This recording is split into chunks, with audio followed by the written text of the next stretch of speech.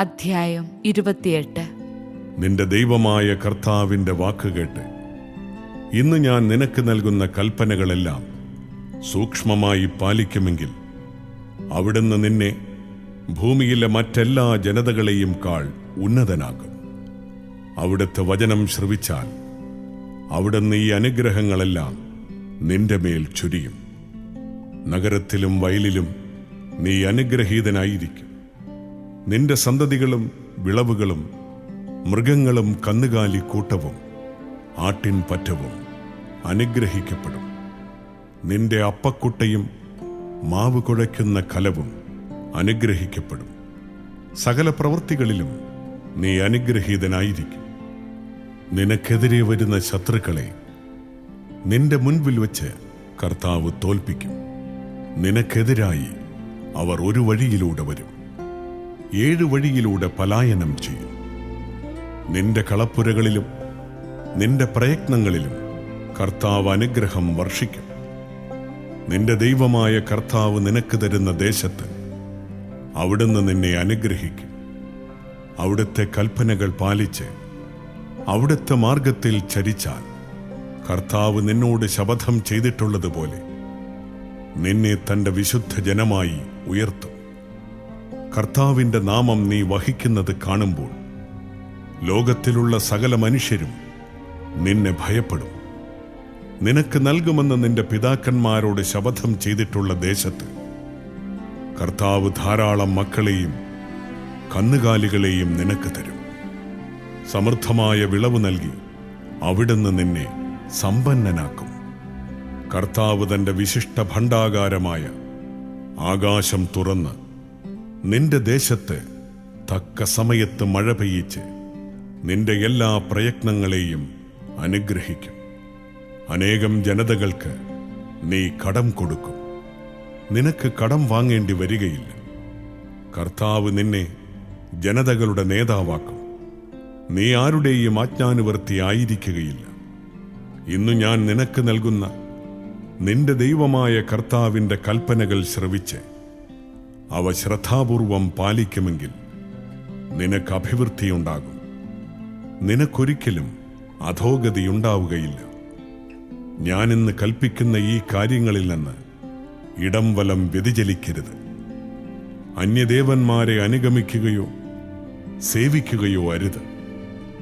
എന്നാൽ നീ നിന്റെ ദൈവമായ കർത്താവിന്റെ സ്വരം ശ്രവിച്ച് ഞാൻ ഇന്ന് നിനക്ക് നൽകുന്ന അവിടുത്തെ കൽപ്പനകളും ചട്ടങ്ങളും ശ്രദ്ധാപൂർവം അനുസരിക്കാതിരുന്നാൽ താഴെ പറയുന്ന ശാപമൊക്കെയും നിന്റെ മേൽ പതിക്കും.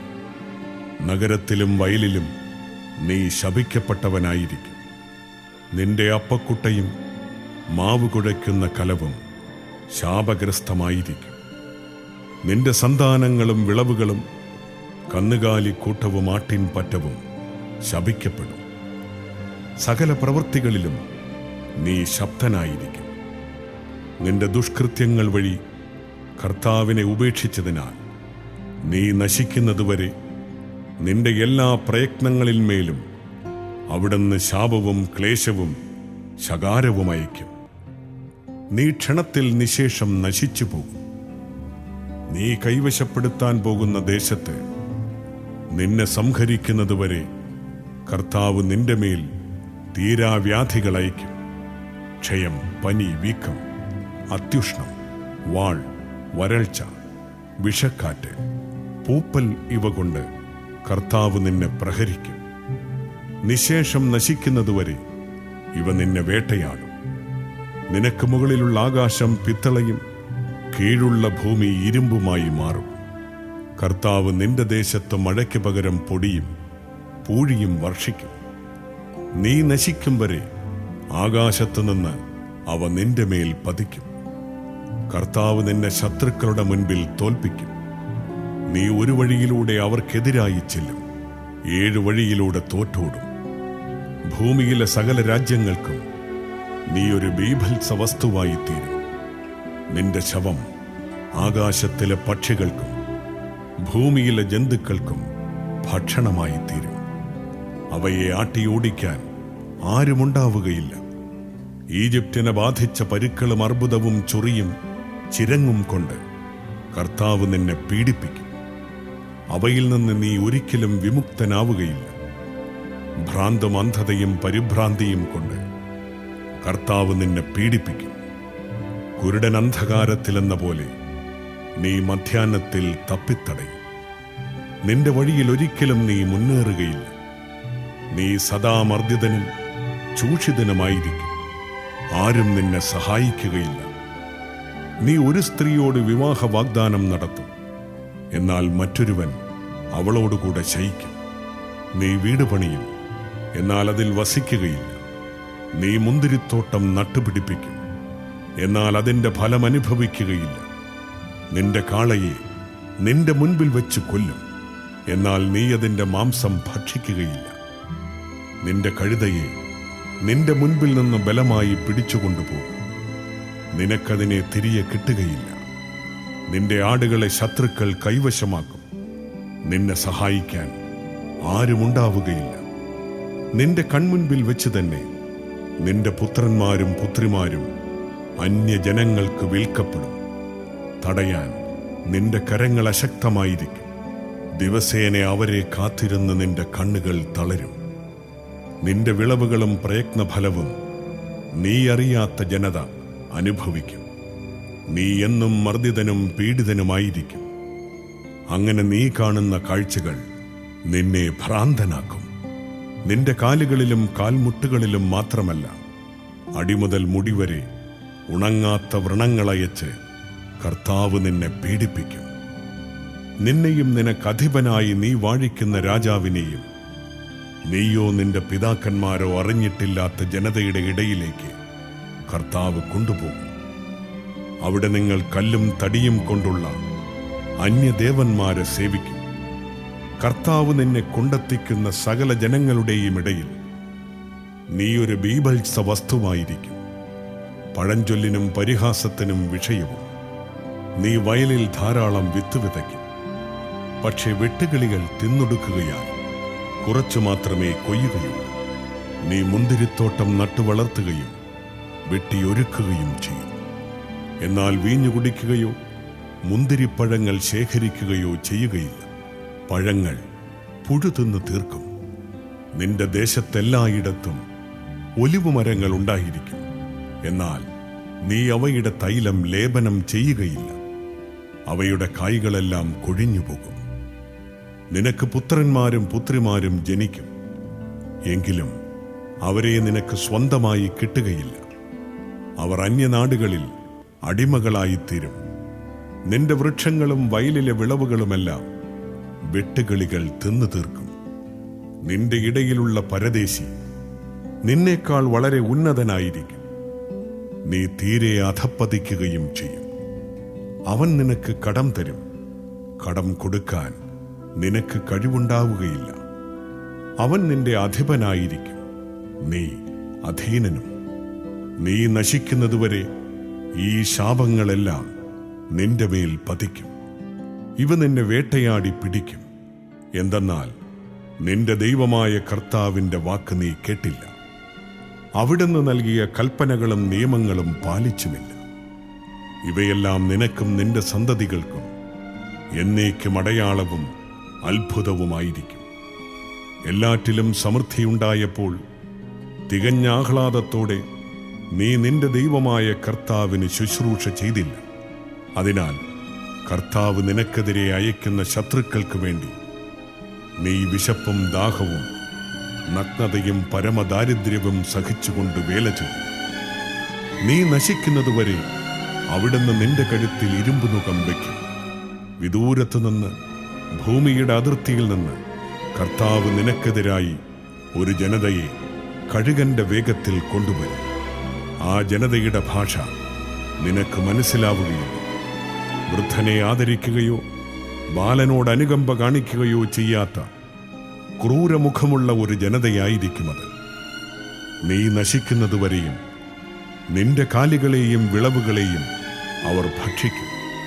നിന്നെ നിശേഷം നശിപ്പിക്കുന്നതുവരെ അവർ ധാന്യമോ വീഞ്ഞോ എണ്ണയോ കാളക്കുട്ടികളെയോ ആട്ടിൻ കുഞ്ഞുങ്ങളെയോ നിനക്ക് വേണ്ടി അവശേഷിപ്പിക്കുകയില്ല. നിന്റെ ദേശത്തെങ്ങും നീ ആശ്രയിച്ചിരുന്ന ഉന്നതങ്ങളും ബലിഷ്ഠങ്ങളുമായ കോട്ടകൾ തകർന്നു വീഴുന്നതുവരെ നിന്റെ പട്ടണങ്ങളിലെല്ലാം അവർ നിന്നെ ഉപരോധിക്കും. നിന്റെ കർത്താവ് നിനക്ക് തന്ന സകല പട്ടണങ്ങളിലും അവർ നിന്നെ ആക്രമിക്കും. ഉപരോധം വഴി ശത്രുക്കൾ നിന്നെ ഞെരുക്കുകയും നീ കഠിനമായ ക്ലേശം അനുഭവിക്കുകയും ചെയ്യുമ്പോൾ നിന്റെ സ്വന്തം ശരീരത്തിന്റെ ഫലം, നിന്റെ പുത്രന്മാരുടെ മാംസം നീ ഭക്ഷിക്കും. നിങ്ങളുടെ ഇടയിലെ ഏറ്റവും മൃദുലഹൃദയനും സുഖലാളിതനുമായ മനുഷ്യൻ പോലും തൻ്റെ സഹോദരനെയും പ്രാണപ്രേയസിയെയും അവശേഷിച്ചിരിക്കുന്ന സ്വന്തം മക്കളെയും വെറുക്കും. അവൻ ഭക്ഷിക്കുന്ന സ്വന്തം മക്കളുടെ മാംസത്തിൽ നിന്ന് അല്പം പോലും അവർക്ക് കൊടുക്കുകയില്ല. എന്തെന്നാൽ നിന്റെ സകല നഗരങ്ങളിലും ശത്രുക്കളുടെ ഉപരോധം മൂലമുണ്ടാകുന്ന കഠിനമായ ക്ലേശത്താൽ അവന് മറ്റ് യാതൊന്നും ഭക്ഷിക്കാനുണ്ടാവില്ല. നിങ്ങളുടെ ഇടയിലുള്ള ഒരിക്കൽ പോലും പാദം നിലത്ത് ചവിട്ടിയിട്ടില്ലാത്ത അത്രയേറെ മൃദുലാംഗിയും പരിലാളിതയുമായ സ്ത്രീ തൻ്റെ ശ്രേഷ്ഠ ഭർത്താവിനെയും പുത്രന്മാരെയും കരുണയറ്റ കണ്ണുകളോടെ വീക്ഷിക്കും. തൻ്റെ ഉദരത്തിൽ നിന്നും പുറത്തു വരുന്ന മാശും താൻ പ്രസവിക്കുന്ന ശിശുക്കളെയും അവൾ തനിച്ച് രഹസ്യത്തിൽ ഭക്ഷിക്കും. ശത്രുക്കൾ നിന്റെ പട്ടണങ്ങൾ ഉപരോധിക്കുമ്പോഴത്തെ ക്ഷാമവും ക്ലേശവും അത്ര രൂക്ഷമായിരിക്കും. നിന്റെ ദൈവമായ കർത്താവ് എന്ന മഹത്വപൂർണവും ഭയാനകവുമായ നാമത്തെ നീ ഭയപ്പെടുന്നതിനു വേണ്ടി ഈ പുസ്തകത്തിൽ എഴുതിയിരിക്കുന്ന നിയമങ്ങൾ അക്ഷരം പ്രതി ശ്രദ്ധാപൂർവം നീ അനുസരിക്കാതിരുന്നാൽ ചിന്തിക്കാനാവാത്ത വിധം ക്രൂരവും മാരകവുമായ മഹാമാരികളാലും തീരാവ്യാധികളാലും അവിടുന്ന് നിന്നെയും നിന്റെ സന്തതികളെയും അടിച്ചു വീഴ്ത്തും. ഈജിപ്തിൽ നീ ഭയപ്പെട്ടിരുന്ന വ്യാധികളെല്ലാം അവിടുന്ന് നിന്റെ മേൽ വരുത്തും. അവ നിന്നെ വിട്ടുമാറുകയില്ല. ഈ നിയമഗ്രന്ഥത്തിൽ എഴുതിയിട്ടില്ലാത്ത സകല രോഗങ്ങളും മഹാമാരികളും നീ നശിക്കുന്നതുവരെ കർത്താവ് നിന്റെ മേൽ അയക്കും. ആകാശത്തിലെ നക്ഷത്രങ്ങൾ പോലെ അസംഖ്യമായിരുന്ന നിങ്ങളിൽ ചുരുക്കം പേർ മാത്രമേ അവശേഷിക്കുകയുള്ളൂ. എന്തെന്നാൽ നിന്റെ ദൈവമായ കർത്താവിൻ്റെ വാക്ക് നീ അനുസരിച്ചില്ല. നിങ്ങൾക്ക് നന്മ ചെയ്യുന്നതിലും നിങ്ങളെ വർദ്ധിപ്പിക്കുന്നതിലും കർത്താവ് സന്തോഷിച്ചിരുന്നതുപോലെ നിങ്ങളെ നശിപ്പിച്ചില്ലാതാക്കുന്നതിലും അവിടുന്ന് സന്തോഷിക്കും. നീ കൈവശമാക്കാൻ പോകുന്ന ദേശത്ത് നിന്ന് നിന്നെ അവിടുന്ന് പിഴുതെറിയും. ഭൂമിയുടെ ഒരറ്റം മുതൽ മറ്റേ അറ്റം വരെ സകല ജനതകളുടെയും ഇടയിൽ കർത്താവ് നിങ്ങളെ ചിതറിക്കും. അവിടെ നിങ്ങളോ പിതാക്കന്മാരോ അറിഞ്ഞിട്ടില്ലാത്ത ദേവന്മാരെ, കല്ലും മരവും കൊണ്ട് തീർത്ത ദേവന്മാരെ നിങ്ങൾ സേവിക്കും. ആ ജനതകളുടെ ഇടയിൽ നിനക്കാശ്വാസമോ നിന്റെ പാദങ്ങൾക്ക് വിശ്രമമോ ലഭിക്കുകയില്ല. അവിടെ കർത്താവ് നിന്റെ ഹൃദയം ഭയചകിതമാക്കും, കണ്ണുകൾക്ക് മങ്ങൽ വരുത്തും, മനസ്സ് ദുഃഖം കൊണ്ട് നിറയ്ക്കും. നിന്റെ ജീവൻ നിരന്തരം അപകടത്തിലായിരിക്കും. രാവും പകലും നീ സംഭീതനായിരിക്കും. ജീവിതത്തിൽ നിനക്ക് ഒരു സുരക്ഷിതത്വവും ഉണ്ടായിരിക്കുകയില്ല. ഹൃദയത്തിൽ കുടികൊള്ളുന്ന ഭയവും കണ്ണുകൾ കാണുന്ന കാഴ്ചകളും നിമിത്തം പ്രഭാതത്തിൽ നീ പറയും, ദൈവമേ, സന്ധ്യയായിരുന്നെങ്കിൽ.